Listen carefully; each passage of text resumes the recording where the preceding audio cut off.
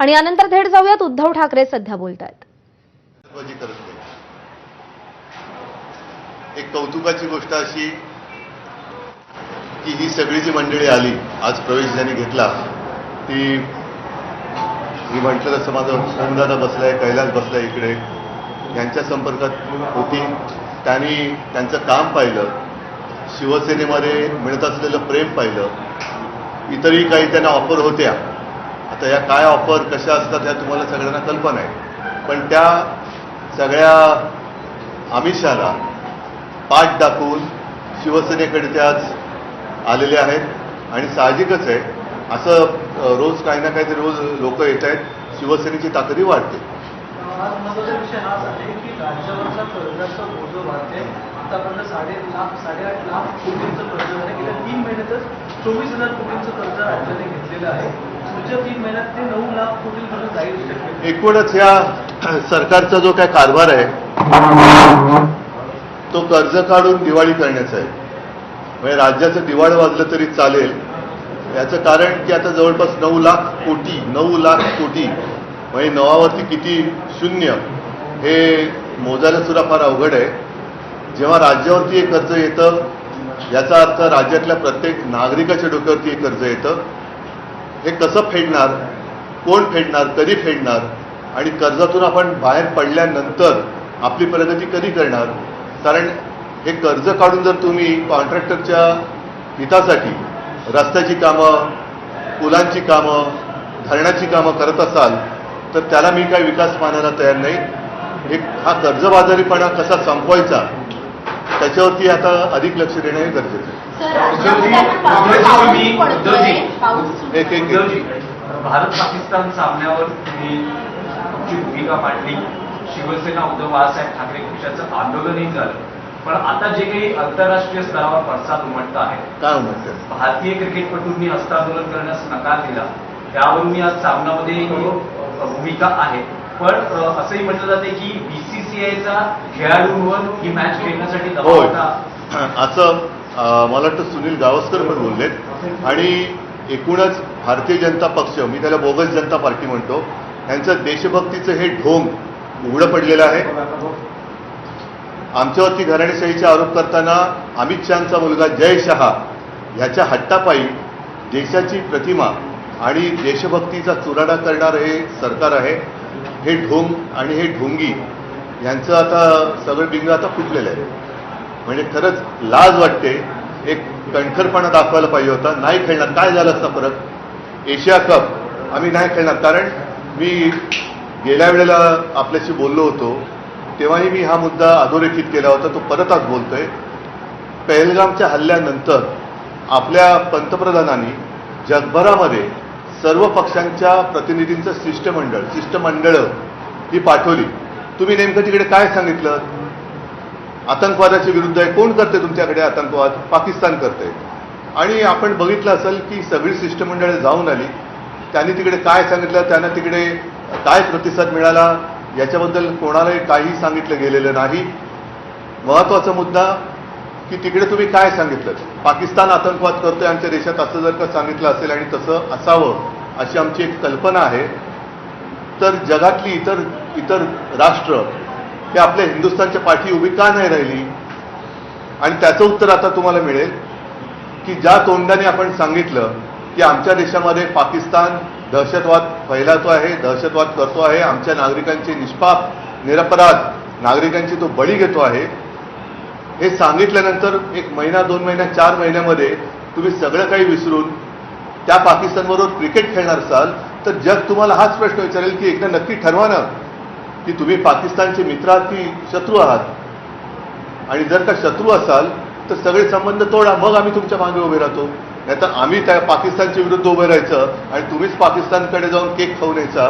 ही परराष्ट्र नीती ही काय देशाला तारक आहे असं मला वाटत नाही, घातक आहे देशासाठी. नाही, पण साहेब काही प्रतिक्रिया अशाही उमटल्या की शिवसेनेचे देशाभिमानाचं ढोंग आहे, किंवा काहींनी असंही म्हटलं की ज्यांचा शेंदूर उडालेला आहे त्यांना आशा करू नये. त्यांना मी काही किंमत देत नाही. कारण अशी बकवास करणारे लोकही खूप असतात. त्यांना त्यांचा बकवास करून द्या. कारण त्यांना देशभक्ती म्हणजे काय हेच माहिती नाही आहे. त्यांना फक्त खुर्ची भक्ती माहिती आहे, शहा भक्ती माहिती आहे, मोदी भक्ती माहिती आहे.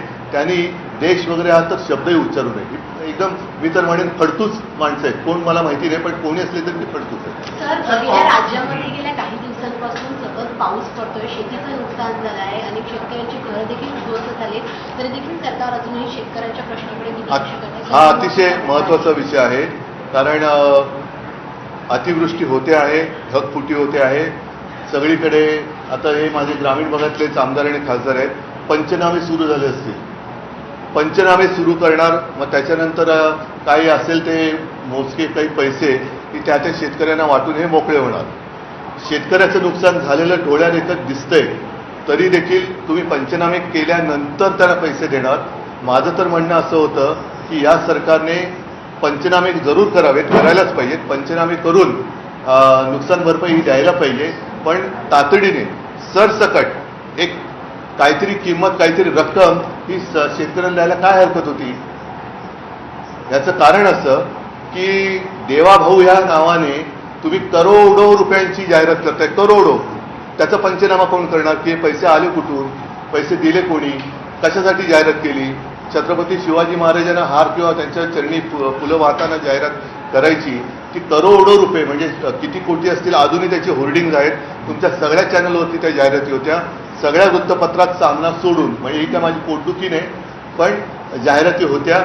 हे करोडो रुपये तुम्ही एका दिवसासाठी आणि एका माणसासाठी जर का उधळत असाल तर ते करोडो रुपये माझ्या शेतकऱ्यांना तुम्ही एक पहिल्या प्राथमिक मदत म्हणून दिली असती तर काय झालं असतं, काय बिघडलं असतं. म्हणजे तुमच्याकडे पैसे आहेत, कर्ज काढून तुम्ही दिवाळी साजरी करताय म्हणते, ते मी हे म्हणतोय की काय गरज काय होती त्या जाहिरातीची. ही एवढी जाहिरात केली. परत सांगतो की करोडो रुपये तुम्ही स्वतःच्या जाहिरातीसाठी खर्च केलेत.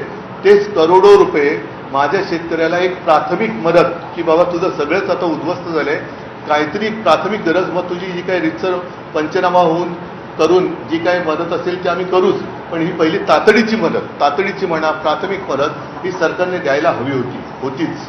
उद्धवजी, तुम्ही देवाभाऊ जाहिरातीचा उल्लेख केला, तर काल शरद पवार त्यांच्या पक्षाच्या कार्यक्रमात असं म्हणाले की देवाभाऊ देशाच्या लगत जे काही घडतंय, विशेषतः नेपाळमध्ये जे झालंय, राज्यकर्त्यांना तिकडच्या घालून दिलं जनतेनं, तर या घटनांमधून काही शहाणपण शिकायचं. सगळ्यांनीच तो शहाणपण शिकण्याची गरज आहे. केवळ आपल्या मुख्यमंत्र्यांनी नाही तर पंतप्रधानांनी सुद्धा आपल्या आजूबाजूला बघायला पाहिजे. कारण परत त्याच मुद्द्यावरती मी येईल. बांगलादेशीयांना आम्ही हाकलून देणार, त्याच बांगलादेशांबरोबर तुम्ही क्रिकेट खेळताय. त्याच बांगलादेशमध्ये जेव्हा बंड झालं तेव्हा इथे बांगलादेशी चले जेव्हा म्हणतात आणि बांगलादेशच्या पदच्युत पंतप्रधानांना, राष्ट्रपतींना तुम्ही इकडे सहारा देताय. आता नेपाळमध्ये हे घडलं, पाकिस्तान तर कारवाई करतोच आहे, चीन तर टपून बसलेलाच आहे. मग तुमचं नेमकं आहे चालले तरी काय. कारण सर्वसामान्य माणूस हा शेवटी क्रांती करत असतो, नेते नाही करत, सर्वसामान्य माणूस करतोय. त्याच्यामुळे हे जे काही धडे आहेत, पुढच्याच ठेच मागचा शहाणा ही आपल्याकडे म्हण आहे, या सगळ्या राज्यकर्त्यांनी लक्ष द्यायला. सर, आपण जर पाहिलं तर आता काही जे शिंदेकडे गेलेले जे नगरसेवक आहेत ते पुन्हा आपल्या पक्षामध्ये येण्यासाठी इच्छुक आहेत, त्यांच्यासाठी तुम्ही काय रणनीती, तुम्ही त्यांना घेणार आहात परत का काही दिसेल, येत्या काही दिवसात दिसेल. वाढदिवस आहे बघा, मोदी 75चे होत आहे, तुम्ही 75चे होत आहे, हा वाढदिवस अत्यंत महत्वाचा आहे. कारण त्यांनी घोषणा केल्या होत्या. पहिले आणि दुसरा प्रश्न नाही, बघा, माझे कोणी काही दुश्मन नाहीये. पंतप्रधान मोदी सुद्धा माझे काही दुश्मन नाही. ते मला मानत असतील, मी त्यांना दुश्मन मानत नाही. राजकारण आहे, पण ज्या पद्धतीने ते शिवसेना खतम करायला निघाले हे राजकारण सहन कोणी करू शकत नाही. आणि तरी देखील त्यांच्या मनात पाप जरी असलं तर मी मात्र त्यांना शुभेच्छा देतो की लवकरात लवकर आपल्याला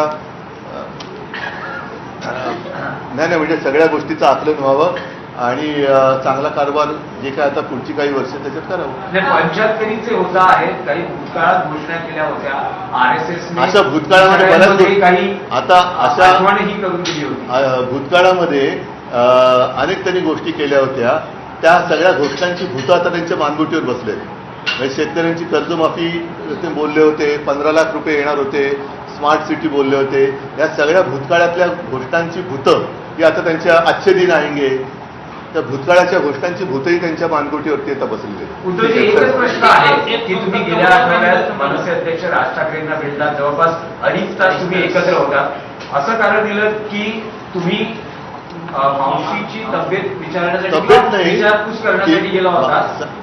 पण आता तुमचा नेमका काय प्रॉब्लेम काय? नाही, गेलो तरी प्रॉब्लेम, नाहीये. नाही गेलो तरी प्रॉब्लेम हा प्रॉब्लेम. नाहीये. प्रॉब्लेम हा आहे की दोन आता मी राजकीय गणपती- नेते आता जेव्हा गण- एकमेकांना भेटतात गण- तर राजकीय चर्चा गण- होते. आता गणपतीला मी गेलो होतो, त्यांनी बोलवलं, माझ्या वाढदिवसाला तो आला होता.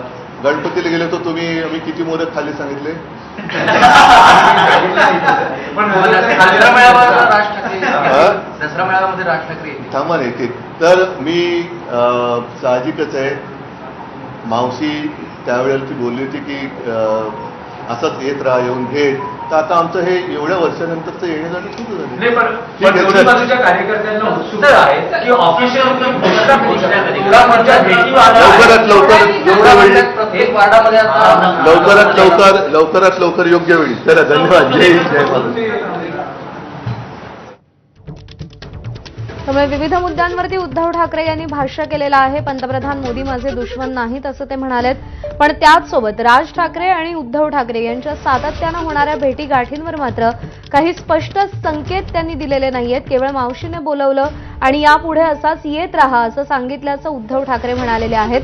दसरा मेळाव्यात राज ठाकरे येणार का असं विचारल्यावर तुम्ही बघा असं उत्तर त्यांनी दिलेलं आहे.